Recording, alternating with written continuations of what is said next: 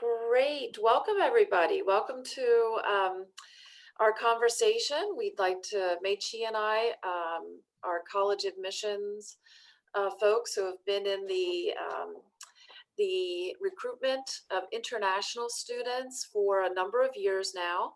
And what we know for sure is that it's really important that you find ways to finance your education. Having a dream and career goals is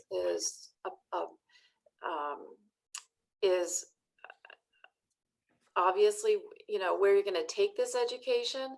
And but to get there, to get to that next step, you have to have some sort of degree, whether it's your initial undergraduate degree or it's an advanced degree at the graduate level, or so it could be a master's or doctoral level.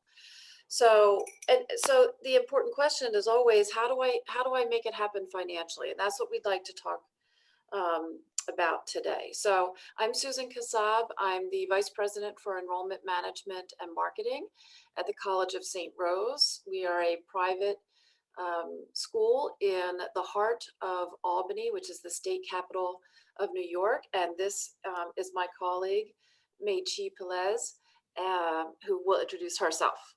Okay, hi everybody. It's so good that you attend our talk this morning, or not, or evening, wherever you are. You're all over the world.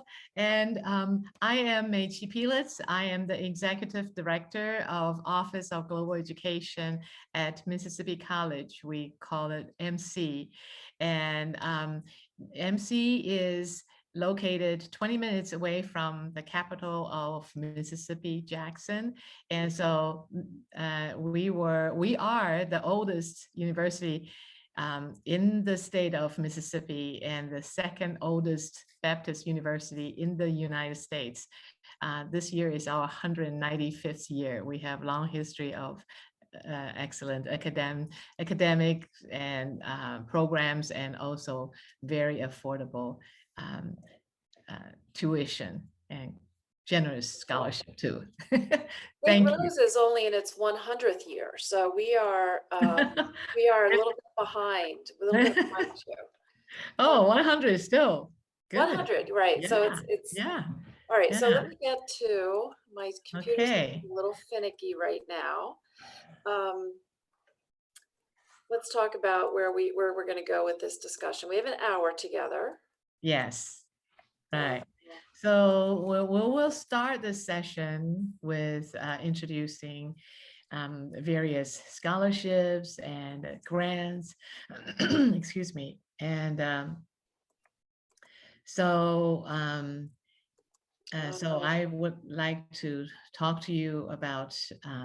Just hold on 1 minute, if you don't mind. I'm having a hard time. I don't know if Marco's still on, but I'm having a hard time moving this slide. So let me see if I can. Wow, it won't move. Marco, we are stuck. Do you want to just end the presentation or escape? Oh, there it goes. Okay, so okay. We're going to talk about scholarships and grants. What is CPT and OPT and some of your other options for financing your education, but also for getting practical work experience, which is a big part of your journey as well. Mm-hmm. All right, so Mei Chi's going to start scholarships and grants. So scholarships, usually, you know, if you want to come to the United States, you want to, or go to any country, you want to get a scholarship. And so we are going to do some polls and ask you questions. First of all, we'd like to know where you're from, and so we can get to know you better. Oh, great. So we have quite a 40%. Yeah, 40%, from Asia. From Asia. 30% from Africa.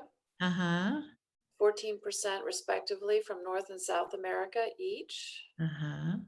Yeah, wonderful. Nice. Welcome. Oh, we got European too. Great. Yes, we do. It's very evenly spread.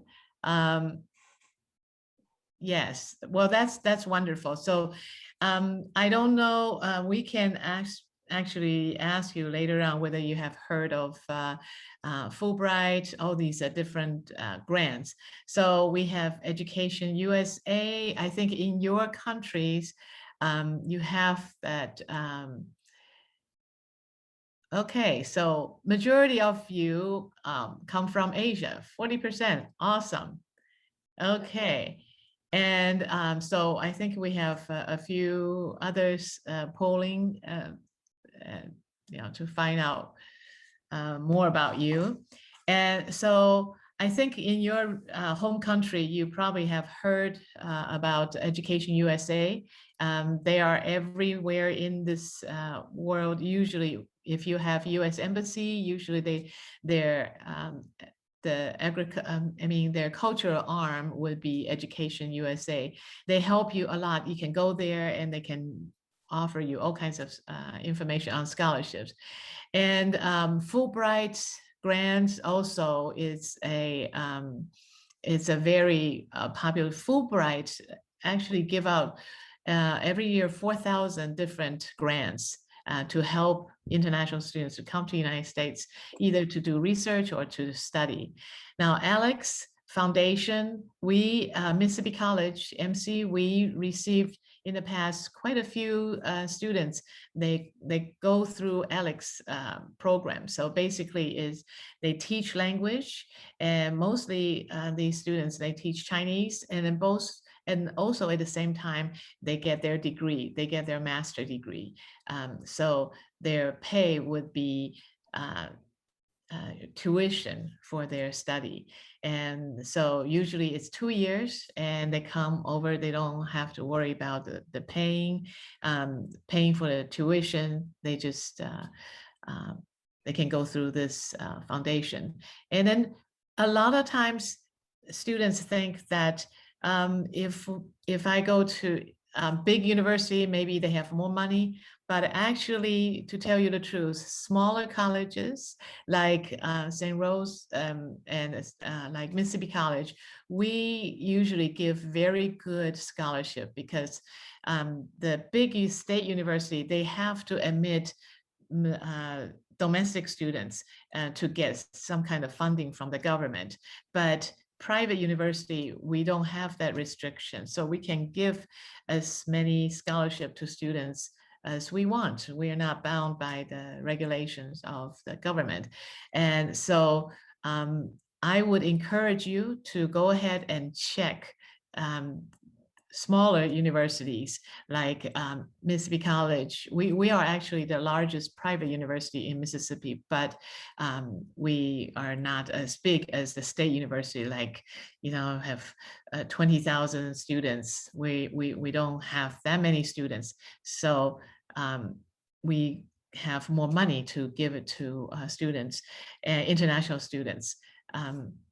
We actually, every April, we have the alumni come in and have a fundraiser. So you should check into smaller universities and also Google. I mean, a lot of times, you just Google it and then you have like a slew of information on scholarships for international students and grants and so grants from students, home country, you should check with your government. A lot of times government will give grants and and also international organizations. So then scholarship you have from private foundations, business, professional organizations. For the ladies, you should look at the Peace Scholarship and also AAUW International Scholarship. That's only for ladies, for female students. And so that is something that is really unique for international female students. I wanted yes. to say that there were a number of students, a couple who said they were going to be coming in on and wanted to talk about athletic scholarships. Yes. Oh, very good. So Very, if you thank could talk a you. little bit about athletic scholarships. I know that you have them, we have them as Are you in Division 2? Just correct. like us, right? So both universities are in Division 2. So we are in Division 2, so we offer athletic scholarships to students. Many times it's very, very good. Sometimes it's a full scholarship, and sometimes it's half scholarship. So at MC, we even combine athletic scholarship with academic scholarship. So some of the students are very strong academically. You can have also academic scholarship and the athletic scholarship. So that's something that you should check into. We are not authorized to recruit athletes, but you can contact us, and then we can contact the coach, refer you to a coach, and the coach can tell you however amount of scholarship you will be able to receive. So I think another thing too is, students can also work on campus, but you're yeah. limited, right, in the number of hours. So can you talk Mhm, a little bit maybe mhm. about that as well? Yes, yes. The students' maximum hours they can work on campus is 20 hours. So 27% of you got it right. Yeah. So that yes, you work 20 hours, but actually during the summer, you can work more hours. CVIS give you that leniency. So sometimes I will encourage students to stay on campus before they decide to go home. Actually, you stay in the States, you can get more, you can earn more money, and you can get more pay. So usually regular semesters, you can only work 20 hours, but during summer, you have the freedom. At least at my university, you have the freedom of working almost full 35 hours and so on. And So one of the things that, most students are looking for school scholarships. I think it's important to mention that typically institutions have funding available in the form of merit. So mhm, it's based on your academics, like Mei Chi mentioned. yes, And yeah, that's available usually for the domestic freshman, population. It's not always available for international. So you have to, that's a question you always want to ask, yes, I that's think, the institution. Now, Meichi and our schools have yeah, international merit awards, but yes, some schools don't. So just keep that in mind. And to that's right. underline what you said, Meichi, I think looking for foundation money and looking Mhm. for government scholarships and grants is also another good way to go, because typically are those are funds that you can get, but that you don't necessarily have to pay back. Like, Right. right, you might have to give of your time. You Mhm. might, in the United States, there are programs. My niece is on one where Mm, got some aid from the government. She's working for a Title IX school, teaching, mhm. and that's helping to pay back her government loan. So Yeah, there are things like that, right? That are right. available.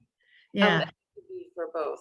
We encourage students to look at the university you want to go to, and especially looking at some private university, small private university, like I mentioned before. You'll be surprised.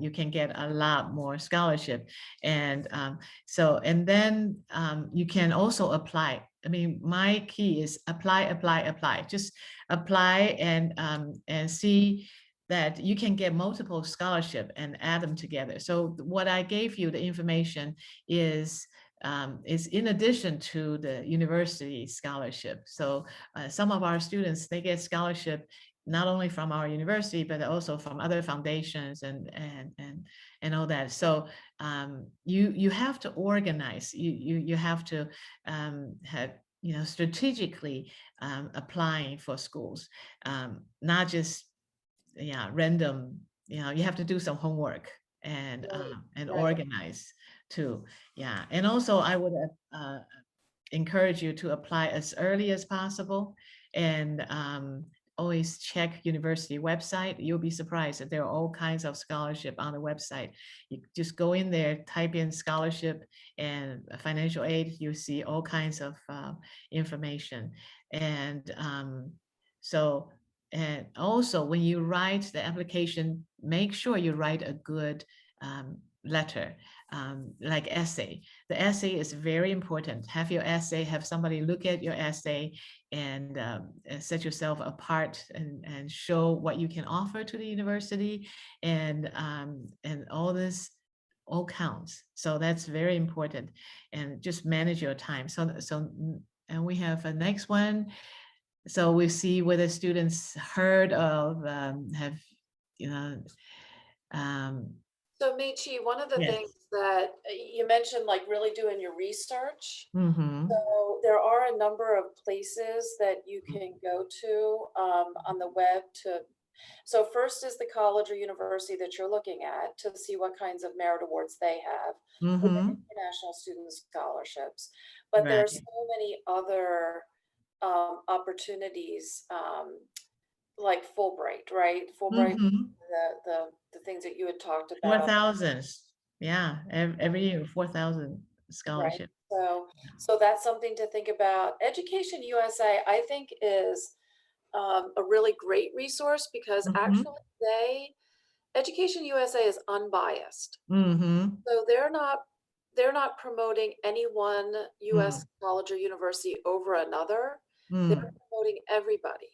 And similar to what Meiji said in the beginning of the presentation, our goal is to make sure that when you come to our institution, Mm-hmm. that it's the right fit for you.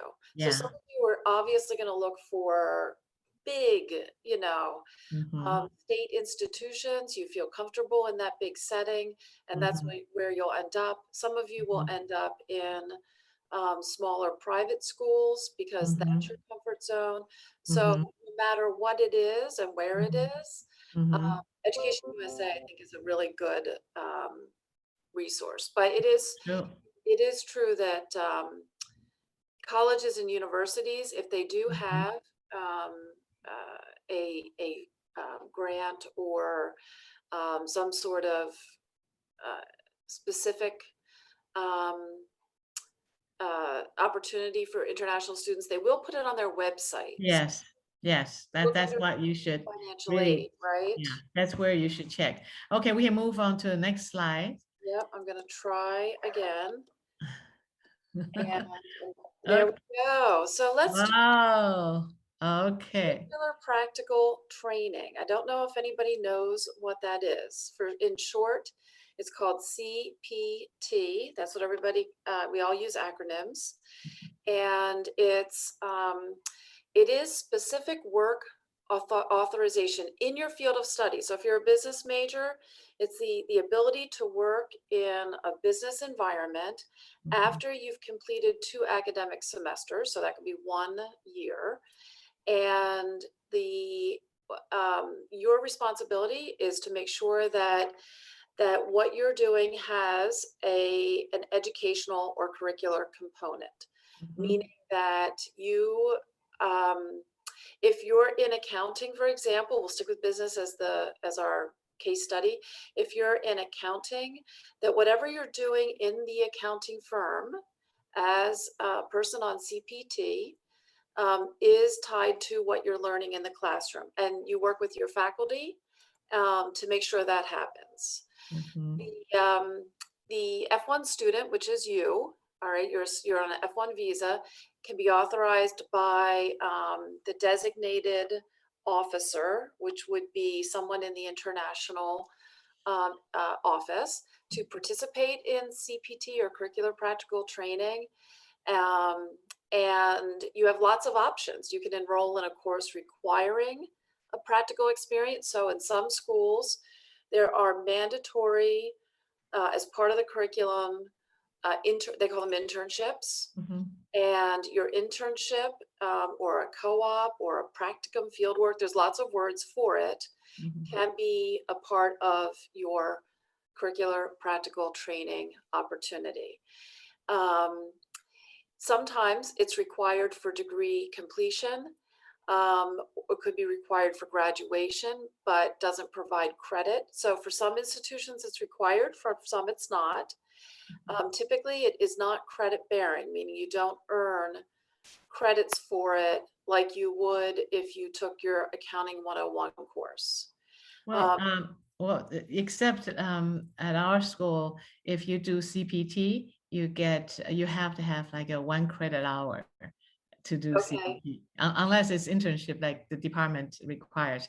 But usually business school, if students want to do CPT, they found a job at like I said, accounting firm, and so they have to get the dean or the chairman's approval, and then once they sign off, they send the approval form to our office, the international office, and then I approve it, and then student with that, then they can legally work off campus. But then also they have to pay 1 credit hour this internship class. So Okay. yeah. Thank you. Yeah, Sometimes. thank you for that. Because it is different at our institution. We do not require, ours is not credit bearing. Mhm. So it means we don't require students to have to earn credit as it relates to CPT. But we do have a process similar to yours, Meichi, where you have to get the faculty to sign off. Mhm. You have to make sure that then you get also signed off within the admission office. And then in some cases, CPT is essential for research and sometimes for also necessary for PhD and thesis track master's students. Mhm. All right, let's see if we can move to the next one. Yeah, we talked about it. Right? Yeah, So, that's the authorization. right, there is a process that you have to go through in order to be eligible for CPT. And it is tied to your F1 status. In other words, you know, when you come here as an international student, there are certain rules and regulations you have to follow. And so you have to be sure that you stay really connected to the Office of International Programs on your campus, because they're the ones who are going to guide you through work authorization processes, through your I-20 visa status processes and other processes that keep you legal, right? There are rules and regs even to this process. If you're working on campus, that's a little different, but when you're working outside of the campus, then there are things you have to follow. So in order to get be eligible for CPT, it has to be tied. No, that has to be tied to what you're learning in the classroom. So the job and the classroom experience have to be tied together. You have to complete your and I'll get to Sohan in a minute. You have to complete your academic year. So 1 spring, 1 fall before you can start. Usually the semesters are August to May,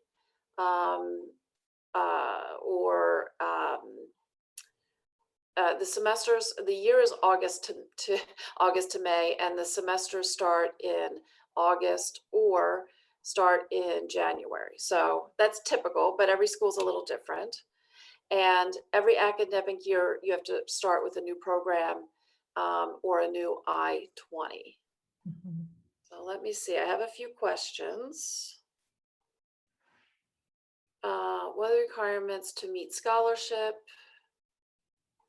undergraduate courses for international, and yeah, so Isabella asked, she didn't take a picture of the first slide. Marco, are you still on the call? He might not be on it. Yes, no, I'm here. Are students going to have access to the presentation? Yeah, so actually, we're recording the presentation. It's going to be on our YouTube page at the end or by tomorrow. Great, thank you so much. Mitch, before I continue, do you want to answer the requirements to meet scholarships? Okay. I can say in general for our school, they vary, and it's usually based on your GPA. We don't require standardized tests for any of our students. It is optional. So it's really just based on your GPA, and there are 5 levels of scholarship. And that's right, the GPA. And also, see, like our university, MC, we usually do not require, for undergraduate students, we don't require ACT or SAT scores, but we look at your GPA, and also, well, if your GPA is 2.5 or above, then we give you all international students will, once you're enrolled, you will get $4,000 scholarship a year. However, well, that's undergraduate students. Graduate students, $3,000 a year. Now, but you said, well, I would like to have more scholarship. Then you can go ahead and take SAT or ACT. If you have score like, let's say, example, 1080 SAT, and then with your GPA 2.5 or above, then you probably can get $8,000 scholarship. So some of our our scholarships are stackable, so you can add them together, and it really help to defray the cost of the attending our university. So so when you ask for requirement, it varies, like Susan mentioned, it varies from school to school. And so that's why I recommend you to visit the school's website. Like for instance, like our website is really easy. It's like mc.edu. How short can I be? So you can go on there and then check. And then also our department, our office, mc.edu/international. And then we have all kinds of information there too. So different schools, you can find out all kinds of information about requirements from their website. Yeah. So to answer that question, definitely check the schools, the different universities' websites. There's also, Meichi, usually on Yes. the university websites, Mhm. there are usually what they call scholarship calculators. Yes, If you're in the financial aid that's right. part of the site, so you go on to admissions, then you go on to financial aid. In the financial aid web pages are usually a financial calculator. You put in Yes. your GPA, and they tell you what kind of scholarship you can earn. So that's a nice way to get an idea. They tell you what the cost is for attendance, and then you subtract the amount you would get in scholarship and any other award, and that's how you determine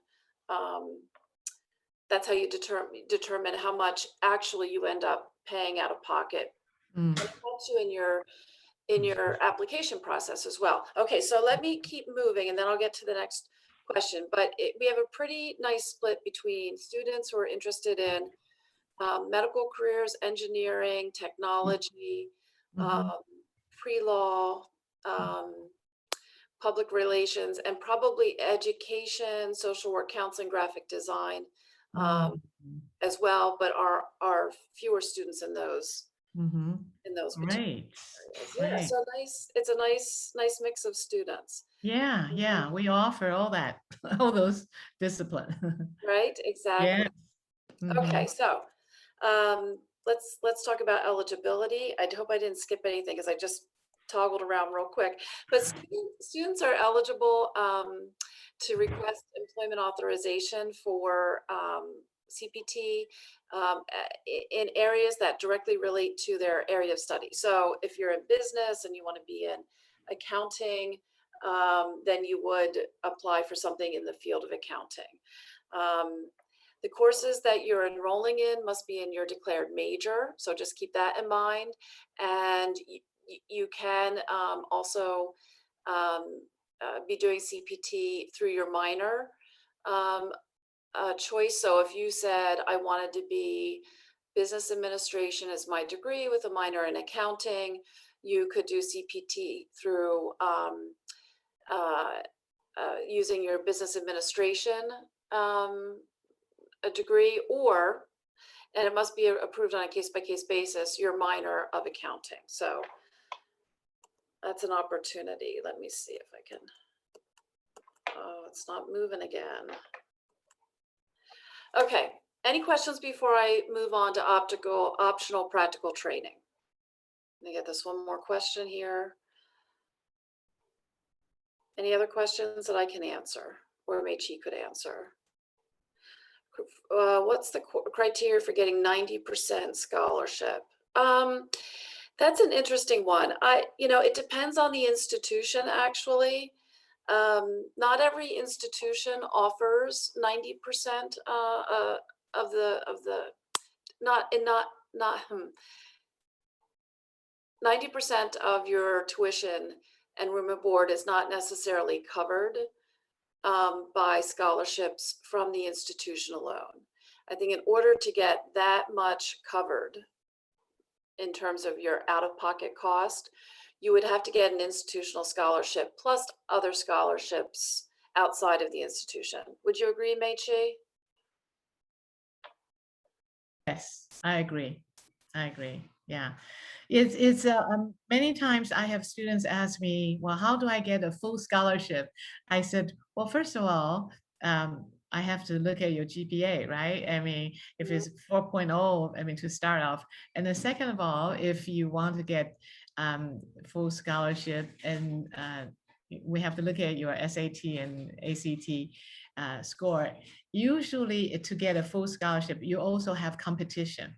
Like all the students, they got admitted, they got scholarship, and then they have to have interview, they have a competition. It's very competitive.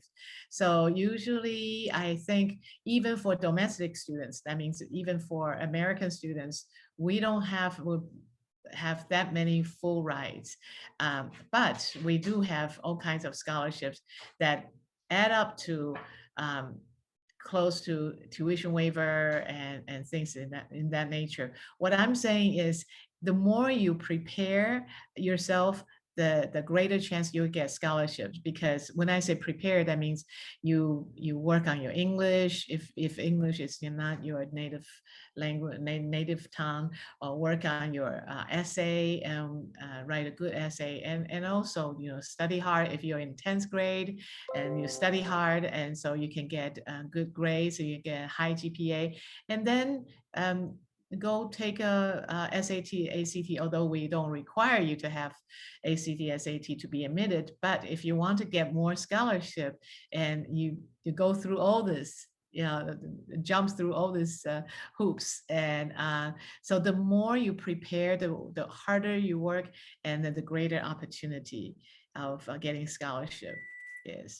So I just encourage you to, have a plan.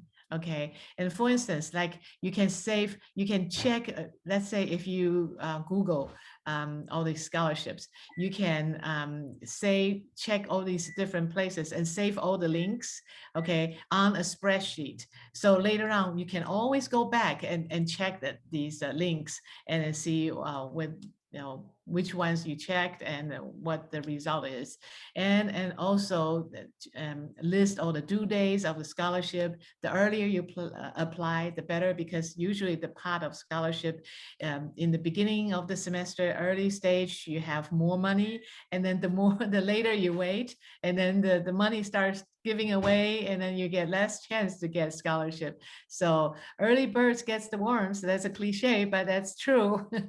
And when you snooze, you lose. I have No, you have to be a bit aggressive. yes. So CPT is something that you have to be careful with. Yes, you can Mhm. work over the summer. And thank you for those of you who respond to the poll saying I'd love to work over the summer. Sometimes that's easier to do than working during the year. It's just depending on what your course schedule is like. So working over the summer is a great opportunity. For CPT for 12 months. Meichi, can you clarify that? Yes, I have to warn students not to work 12 months CPT, because if you work 12 months a year, then the CPT is going to cut into your OPT. Then you jeopardize the length of your OPT. OPT, you usually have the OPT is after you graduate. and you get OPT, optional practical training. And if you are in STEM program, you get extension. So you have 3 years of OPT. And then if you're not in STEM program, it's 1 year generally. But CPT, you can work as long as, let's say, okay, 10 months, okay, 11 months or 9 months, but do not take that. That was a trick question from me. Yeah. So, and see whether you know that you can take CPT for 12 months. No, you cannot. That will hurt your OPT later on. So the maximum for CPT is? I would say maximum is 11 months. I mean, you cannot go into 12 months a year, but I would advise students, 9 months will be a good length. Don't have to go too much. And a CPT you can get paid, huh? Right, Yeah. CPT is in total. So over the course of your time, your academic time Mm-hmm. at the institution, Mm-hmm. you don't want to go beyond a year. Right, absolutely. Right. So you have to think about, so think about the summer. Summers is a great opportunity, right? Mm-hmm. You get Mm-hmm. a summer between your freshman, after your freshman year. So you've met 1 year requirement of schooling. Mm-hmm. And then you get after your sophomore year and after your junior year, if Mm-hmm. right. So Mhm. that's 12 months. So now that sets you up for OPT. Mhm. It's not Mhm. required. It's after graduation, and it helps you remain in the U.S. and start your work, your working career, right? Because Right. and it's of course in your major field of study, right? So whatever you're currently studying, that's where your optical practical training experience will reside. Yeah, so they usually CVIS give you 3 months for you to find a job. So in the past, it was not like that, just well, not recently, but well, I would say as recent as 2017, perhaps, that you students need to find a job that is related to your field of study within 3 months. If within the 3 months you cannot find a job, then you have to go home.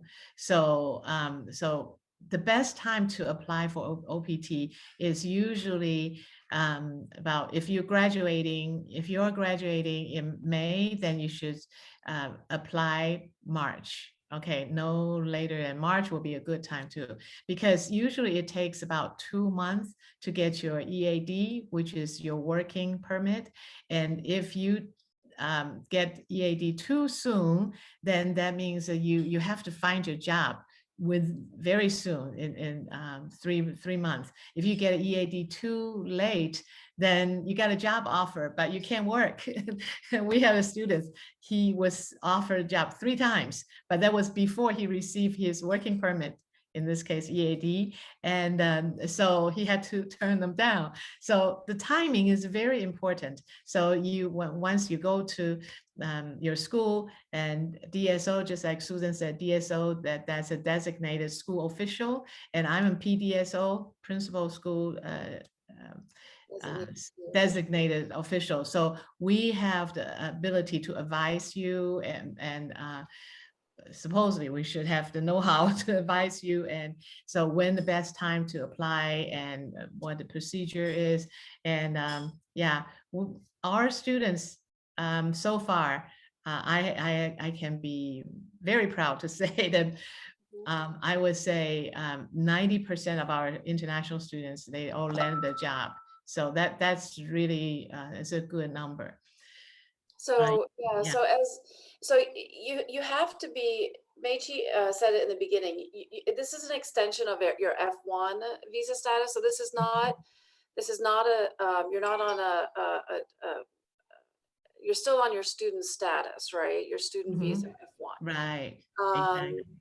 and in order to get into OPT, you have to be enrolled in a full academic year before being eligible. So if you do CPT 3 months in the summer, and then once you graduate, have yourself lined up for an OPT opportunity, then that gives you another year of being in the US and working and gaining some experience. Mhm, mhm. If you are in STEM program, you'll have 3 years. And if you're in STEM, Yeah. you'll have, right, right. Mhm. So this is not anything we need to talk about, but this will be, as Marco mentioned, this will be available on YouTube. This is sort of what the process can look like for you.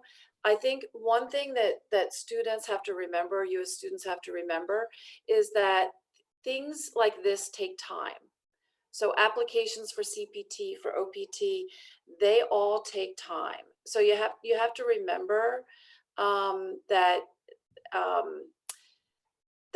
you have to be compliant. This is really an important piece. You have to be compliant with the rules and regs of your F1 visa.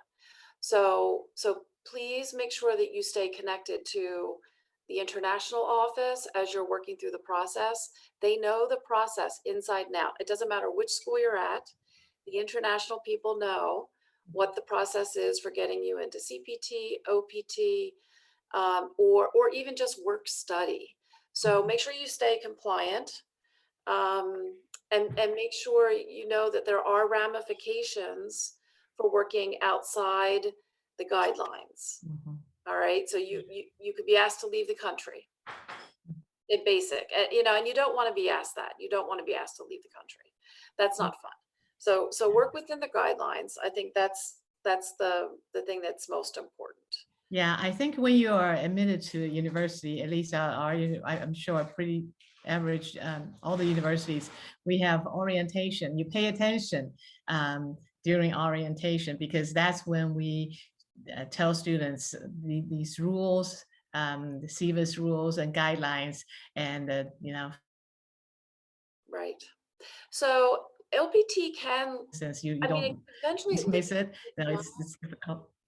right? I mean, any experience you have, work experience. Excuse me, Susan, Oh yeah. I lost your voice. I didn't hear what you were saying. Oops. Are you there? Can you hear me Yeah, now? I'm here. I'm here. Can you repeat what you were saying before? Oh, any work experience that you have can lead to a job. Mhm. It's That's just right. not, it's not designed to provide you CPT, or OPT is not designed to automatically land you a job. Mhm. But from that experience, you most certainly can find a job. Yes. Okay, Yeah. so we're just gonna go quickly through. We have just a few more minutes before we open up to more questions, and talk about each of our institutions. Mine keeps moving by itself. I don't know why, but there are 53 undergraduate programs at the College of St. Rose, which is located in Albany, New York. It's the capital region. We have programs in math and science, education, arts and humanities, and business. We'd like to say research, studying abroad, you coming to us, our students going out, internships, and having a really good student success experience is what makes college fun, but also what launches you for your career. So take advantage of what is available to you, participate in student life, pardon me, be an active student both in the classroom and outside of the classroom, because that's what's going to make ultimately your experience really great. We do provide and cover over 50% of our total cost if you get our highest scholarship, and athletic scholarships are available. On top of that, we also don't require the SAT or ACT or any other standardized test for international students. The application process is really easy. You can use the Common App or the St. Rose app. Both are found on our website. You need a letter of recommendation, official high school transcript, and then you'll need a college transcript if you're transferring credit. SAT, ACT, resume, essay, statement of purpose are all optional. And we have music auditions, and art and graphic design portfolio review for students going into those programs. All right, Mei Chi. Okay, all right. So I mentioned our tuition before. It's very affordable for a private university. Usually average tuition and fees in the United States for public school is about $26,000, and ours is $20,000. Well, it's just keep on moving by itself. Sorry, I don't know why it keeps moving. I was trying to answer a question. I will take it back. Sorry. Okay, that's all right. And and also a private university in the United States, tuition and fees is $32,000 average, but ours is for graduate students. Our tuition and fees is $13,042. That's why a lot of our international students, they come to MC because of the affordability of the tuition and also the scholarship and also the excellent programs that we offer. So it's and 4 Mississippi governors graduate from our university, and so we call college, but it's because it's old university, so that's why we keep the name college, but it's not a community college. It's a comprehensive university with 7 different schools. And so, but if you look at our tuition, the tuition at 1 year for undergraduate students, including living on campus, 11,000.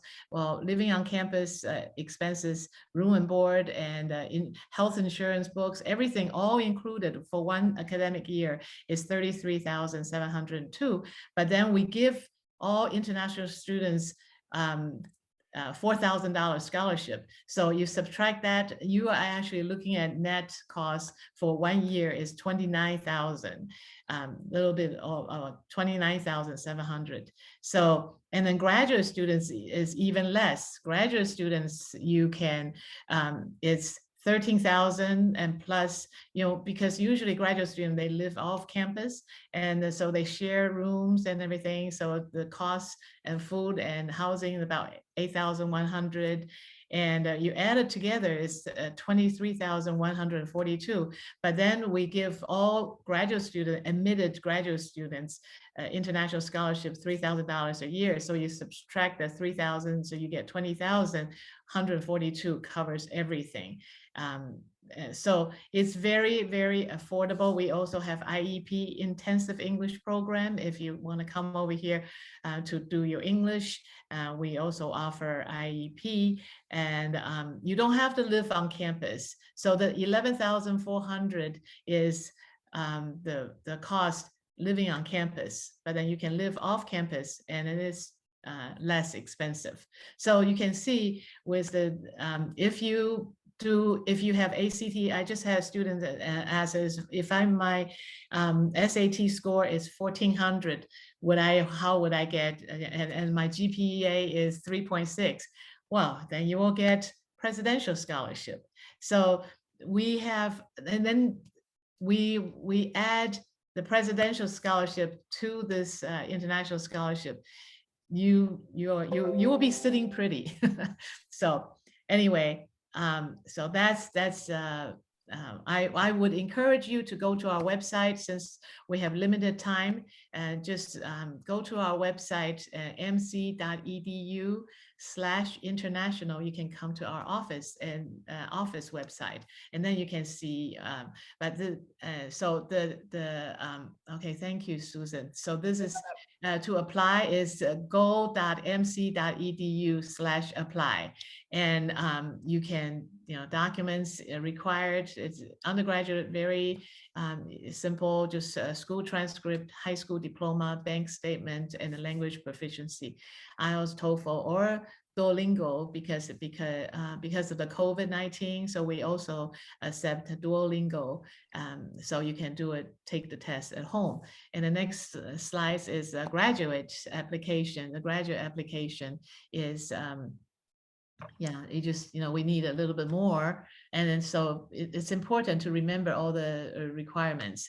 And nowadays, majority of the departments, they don't require GRE. But for business school, if your GPA is below 3.0, you have to take GRE or GMAT. And if you want to go to medical science, and biology department, then you have to take GRE.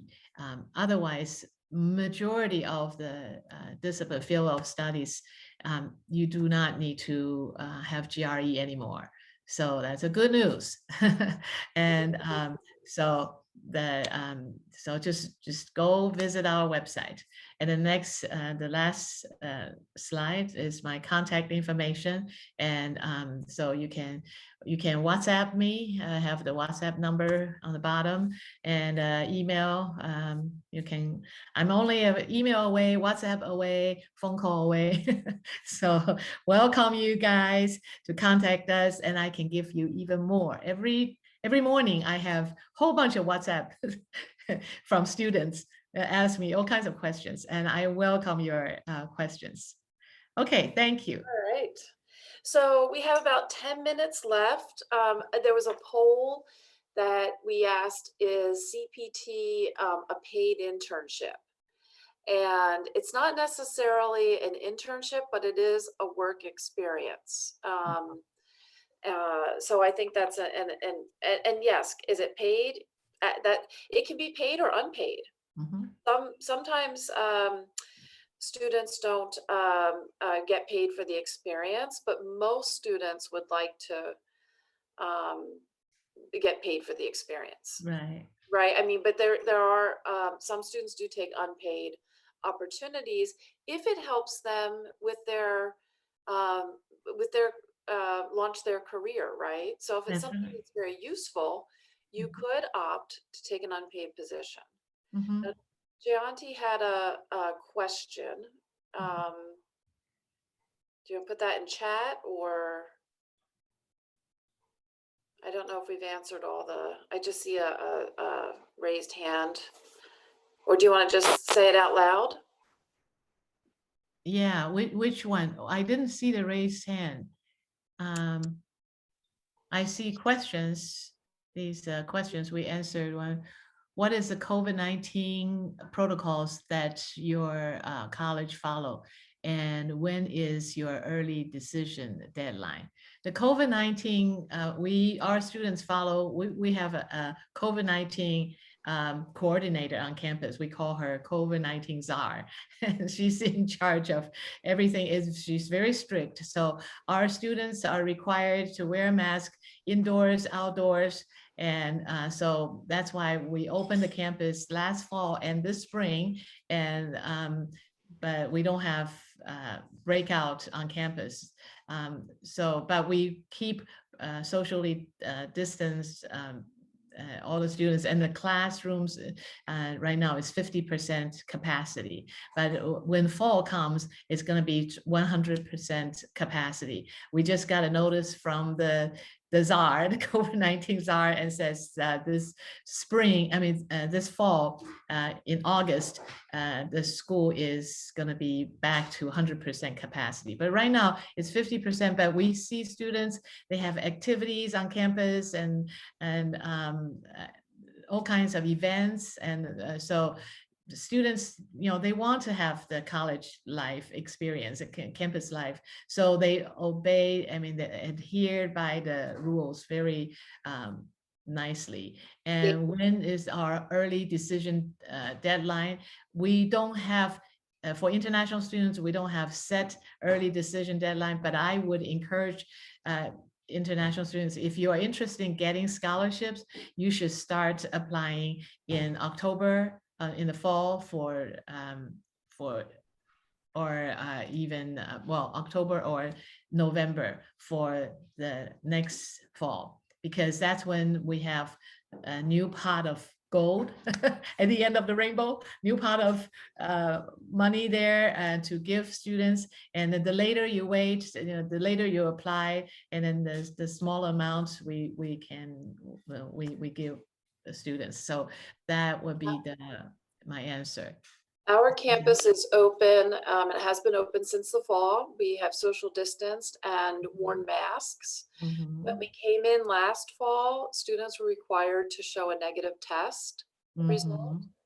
Mhm. Um, we right now, we are following the New York State guidelines. And right now we have the ability to bring students on campus for this fall 21. We are still practicing social distancing and mask wearing, and that will persist throughout the classroom. But we anticipate having um, more in-person classes available. In addition, we will be outlining our protocol for either testing or a vaccination. Right now, there's no requirement for students to have a vaccination. Um, we do random testing. So like every now and again, I get called up to do a random Mhm. COVID test, as do students. Everybody does. So that's just part of the process. Mhm. Um, Yeah. We do random testing too. So exactly. So yeah. that helps keep us nice and safe. We don't have early decision. We're on rolling admission. Some of our programs, though, at the master level do have deadlines because they are cohort driven. So for example, Mhm. the communication and science disorders program, there's a deadline. All students and applicants are reviewed as a cohort, and then final decisions are made on admission. So you Mhm. just have to check the website for deadlines for specific programs. But Right. I I think that the what's great about getting folks vaccinated is that we're going to eventually see an opening up both in the United States and abroad. But I think the timing of that will be based on that vaccine level of vaccinations. Mhm. But it's in the US, in New York, anyone 16 and older can get vaccinated. Yes, that's right. That's the same with Mississippi, the state Yeah, of Mississippi. Anybody who is older right. than 16, you can get vaccinated. So we now, um, like yesterday, my Mexican student came to me. Well, she said she got vaccinated and she was so excited. And we have a lot of students, they got vaccinated, and we can just go across the street in the regular Walgreens or CVS and the regular drugstore. They administer the shots. It's very convenient now. We're very blessed. I mean, already have both shots a month ago, so I'm Yeah. vaccinated. And Miss Susan just had it. Was that 2 days ago, right? Yes. Yes. I just had my Have first you? shot. Your first shot. Yeah, yeah. I got both of my shots and then no reaction, no side effect, nothing. Just go about business as usual. But I feel a lot safer. And then a few days ago is our Easter, and we had an Easter celebration. I brought 3 Indian students to our home and to our city, and then we had a celebration. And they feel like they wear a mask. I said, well, don't worry, I mean, that's good. You wear a mask, but we are vaccinated. And so they had a great time. They went fishing and they did all kinds of things.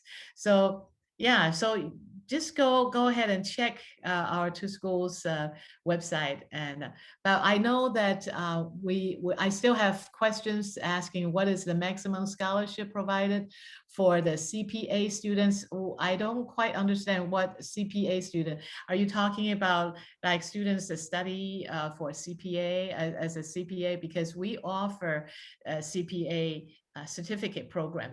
It's a graduate program after you get your master degree in, let's say you get Right. MBA, and then we also offer CPA.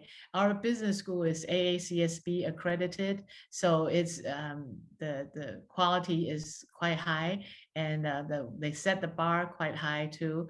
But students, when they graduate, especially students with MBA with concentration of accounting or finance, they got jobs so easily, and I'm Right. just so proud of them. Uh, So, There's another question. We have a few more minutes about okay, scholarship. So, scholarships vary from school to school, and their information is on typically on the financial aid website.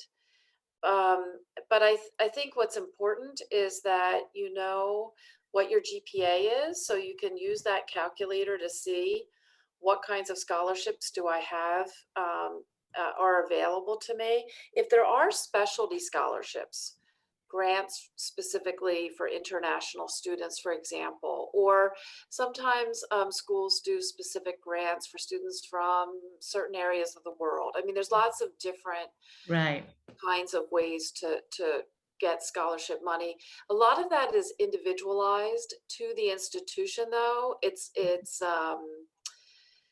So it's a matter of going on and doing a Google search, I think, for the schools that you're really interested in. mm, I believe that the Education USA mhm, website is one that is pretty comprehensive and probably has information about a lot of different schools that you might not have even considered. Um, because again, they promote everybody. They're not just promoting right, one specific institution over another. So their goal is to get as much information out to students as possible.